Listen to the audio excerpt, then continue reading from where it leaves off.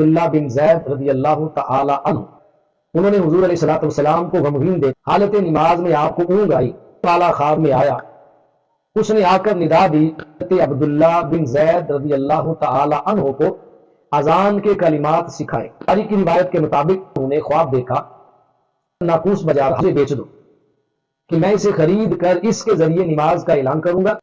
تو اس خواب میں آنے والے کہا کہ کیا میں تمہیں اس سے بہتر اور اچھے کلمات نہ بتاؤں؟ تو صحابی رسول نے کہا بتائیے، کہ میں آپ کو اللہ اکبر سے لے کر لا الہ الا اللہ تک اذان کی تمام تر کلمات سکھا دی۔ مبارک رسول اللہ صلی اللہ علیہ وسلم آئے، رسول اللہ میں نے آج خواب دیکھا ہے، یہ کلمات سکھائے ہیں اور مجھے آپ اپنے بلال کو سکھائیے اور ان کلمات کے ذریعے نماز کا اعلان کیجیے۔ کیا تمہیں معلوم ہے کہ وہ کون تھا؟